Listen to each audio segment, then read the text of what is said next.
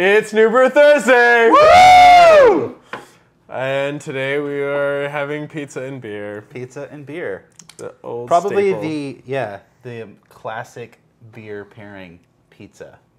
So this is actually going along with a series we're starting with Dr. Bill and his Master Pairings series, where he's pairing beer and cigars, actually. Yeah. And And Stone Levitation was one of the first, the sessionable beer and cigar pairing, which I thought was interesting because he did a sessionable beer with a sessionable cigar, if that does exist. Yeah. So I don't smoke cigars. What a coincidence, because we're doing Stone What a Levitation. Yeah, so the beers we're doing on the show are going to tie into the beers he's doing on Master Pairings. So you can get the food pairing and the cigar pairing and the beer pairing. So you get and your you whole, can do all three if you want night it. planned out. If you watch the other show, you'll know how to do all three together. You're wrapped up in the ultimate pairing enigma at this point. It's an enigma wrapped up in You'll a just be pepperoni in your pizza. own little corner doing all three things, and people are like, "What's that guy up to?" And you're like, "He's drinking pepperoni pizza beer with cigars." I don't know, really, to be honest. On that note, we're gonna open up this beer. So, like we said, we're doing Stone Levitation, not Leviathan, which a lot Or of people call it. alleviation. People say that. Alleviation. Yeah. Well, that's kind of a sexy name. Alleviation. Ooh. That was kind of weird. Like it just spurned on me. Alleviation seems like what you As we were talking about have alleviation. after you drink beers.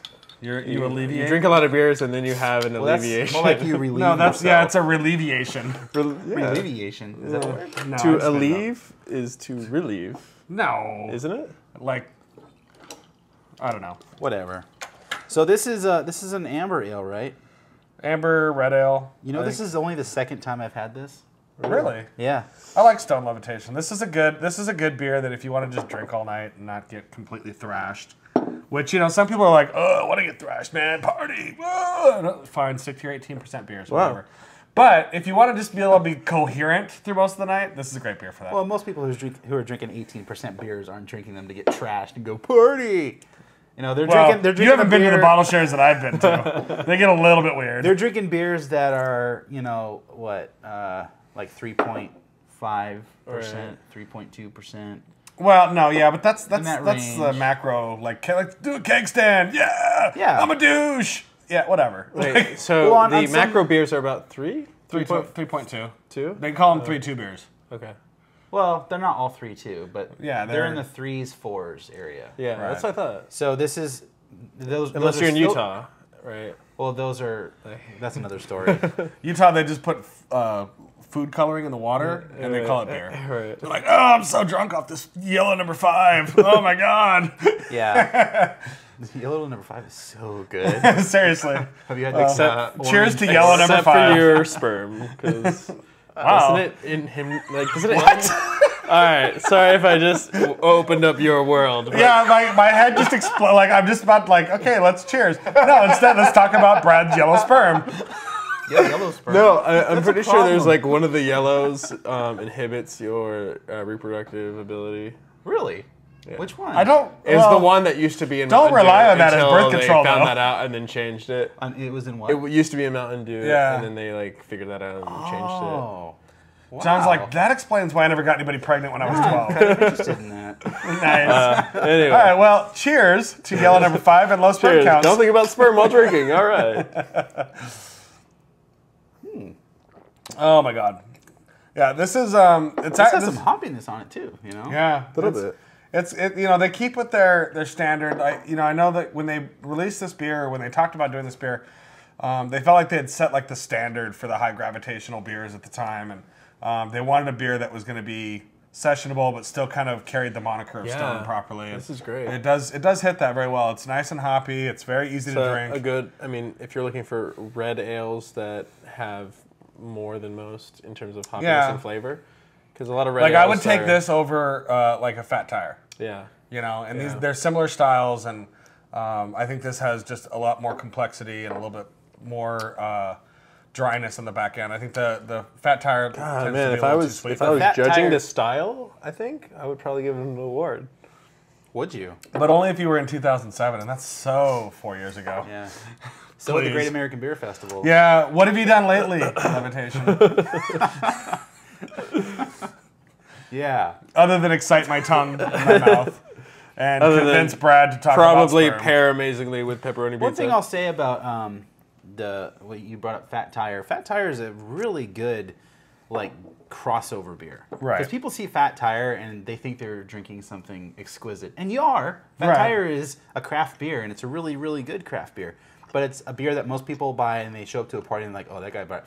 He brought. It's like, oh, you fancy, huh? With your fancy beer. Yeah, Like, most what? people are bringing the Coors and the Bud and all that, and someone brings Fat Tire, and usually, you know, it doesn't all. Sorry, I dove and you're in. eating. I dove Yeah, in. he's like, fuck John's story. I'm gonna eat my pizza. I'm listening. I'm eating my pizza right now. I'm jumping into the next level. I can multitask. My point is, Stone wanted to make a sessionable beer, and making a sessionable beer is just as challenging as making a really good 18% Imperial Russian If not stout. more. Yeah, I think it's a little Right. bit more because And- we get the higher gravitational beers like that, and it hides all the mistakes. Yeah. Yeah, and so, you know, this is their answer, and it is Stone, so it's going to be to the extreme for a session beer, and To the extreme, it rocks the mic like a vandal.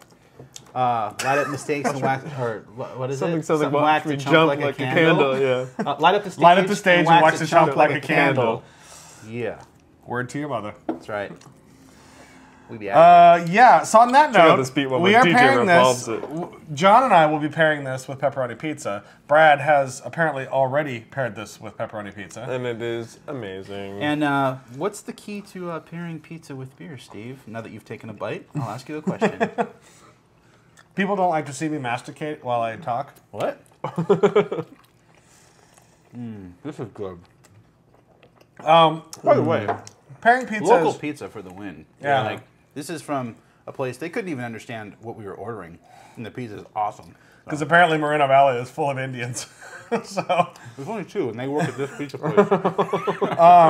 no, pairing pizza is difficult with beer just because I think most people mistake what they're actually trying to do. And, you know, it's like, I get to ask that question, like, well, what would you pair with pizza? It's like, well, what kind of pizza are you having? Right. You know, because, like, if you're having a vegetarian pizza, it's a different answer than if you're having a meat lover's pizza. Even the sauce. You can When have you're in a a- pizza an Alfredo that's- sauce or whatever. with the ranch, like they make ranch pieces. It's all entirely ranch sauce as the sauce. Yeah, so I mean, you're when basically you're in pairing America, the like toppings. your pizza, even globally, like there's a pizza for everything you can imagine. Like Yeah. if you're like traditional Yeah. pizza only is cheese and tomato and basil, you know, like they are in Italy or whatever, then it's like, okay, I'm What a sure boring pizza. Exactly, that's what I told them. But they're like they look at our pizza and they're just like blasphemy or whatever.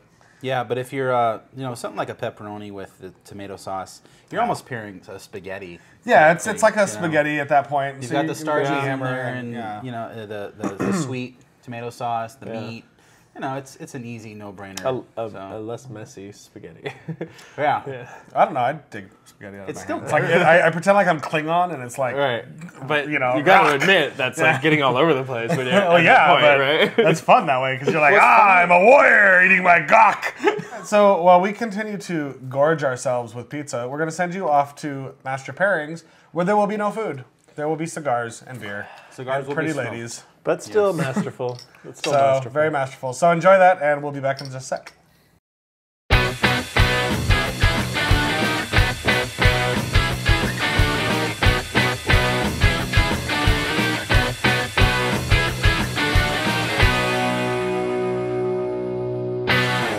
Hey everyone, welcome to another Master Pairings with your host, Bill Sisak, known as Dr. Bill in the craft beer community. Today I thought we'd change it up a little bit and start a 4-part series on beer paired with cigars. I've had a lot of requests for this, so I thought we'd play with our Master Pairing series. Some of you may or may not know, I pair beer and food, wine and food, spirits and food, cigars and food also. It's really fun. Today I have a guest, Tatiana Peavey. I am with fuglybrew.com. And she likes cigars. So it just goes to show it's not just a guy thing, girls love cigars. And we're filming today here at the Tobacco Barn in Lake Forest with our cigar expert, James. How's it going, guys? Pleasure to be here. So today, for the first show, I thought, let's show people, everybody thinks, you know, you have to smoke cigars with port, sherry, Madeira, cognac, Armagnac, single malt scotches. Now we're getting people into smoking cigars with big, dark, intense beers. But I wanted to show people that they could be having a session beer Right. and enjoy a great cigar. So today I grabbed Stone's Levitation. It's a 4.4% amber ale, nice malt bill, really good hops. And today we got the Joya de Nicaragua, right? Yeah, it's the Joya de Nicaragua cigar. It's called the Cabinetta.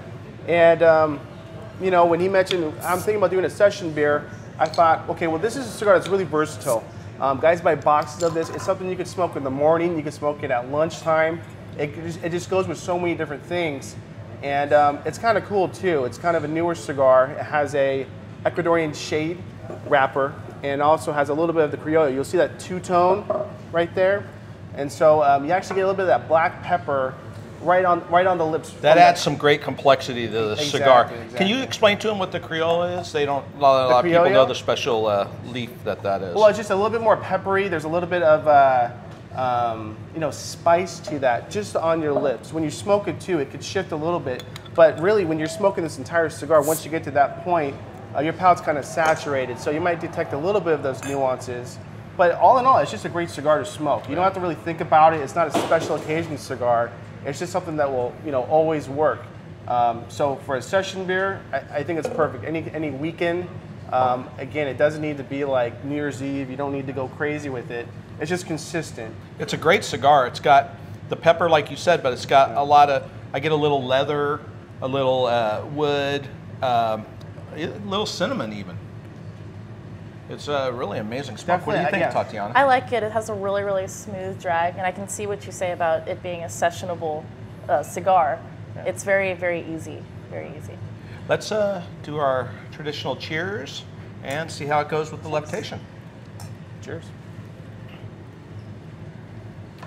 And when I think of session beers too, or more importantly, when I think of beers and cigars, coming from a cigar point of view, I like to still taste a cigar. And sometimes you could definitely overwhelm the nuances of the cigar by getting a beer that's just a little too rich for it. And so for me, if I get a really hoppy beer like Ruination or something like that, you know, the beer's really drinking me, and I don't really get to taste any nuances of the cigar. So I like this beer in particular because it's not over the top, and it actually, the flavors kind of marry together. The woodiness, the almond, the hay in here actually kind of interplay. Yeah, the hay totally plays with the hop bill, and then the amber malts play really good with the woodiness, and so I think it's a beautiful match. I really like how the malts in the beer really play upon the woodiness, but also it brings out a little bit of like a walnutty, like a nut flavor in there, and it really, it pairs beautifully. And there is nuttiness in here, as James was saying. There's an almondy effect, so I could see where it could change into a richer, oilier nut, like a walnut even too. So yeah, and you know what too? Another thing we didn't get to in the beginning, but it's great when you first get your cigar. You want to be smelling the foot of it.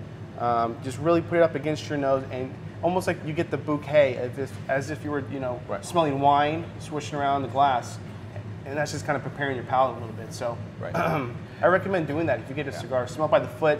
This whole thing across the nose, that's good and all, but really when you smell by the foot, it's almost like you're putting your nose in a you know, flower or bouquet.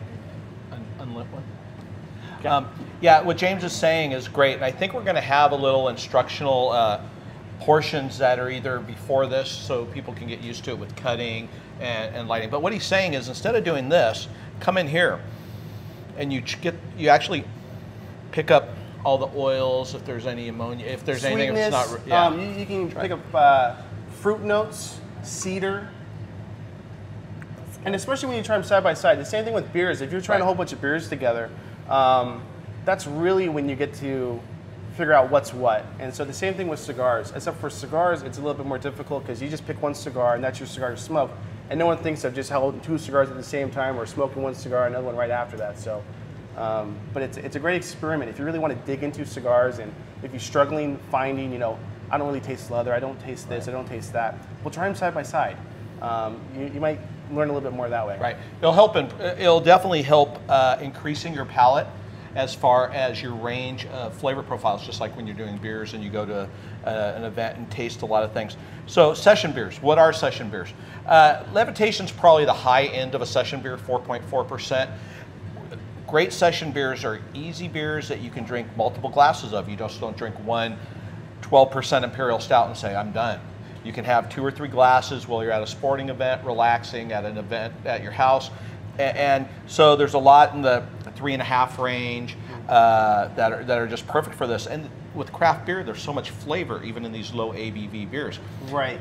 Historically in Belgium and France, they have bière de table, or beers for the table, which are light, easy drinking. There's actually saisons like DuPont Avril. It's a great saison, but it's only 3.5%. Right. So you can definitely find those out there. And with all the big shift that we've had with big, giant beers over the last few years, going hoppy, big, everybody wants sour beers, I'd like to see, and I think there's going to be a movement where we're going to see a lot more session beers with full flavor than a lot of complexity. And you know what, where cigars are right now, that actually kind of mimics that. This cigar in particular, I didn't pick out just a light cigar to pick a light cigar. You'll notice that there's still flavor here. Oh yeah. But the strength is below the flavor. Right. So I still want to smoke something.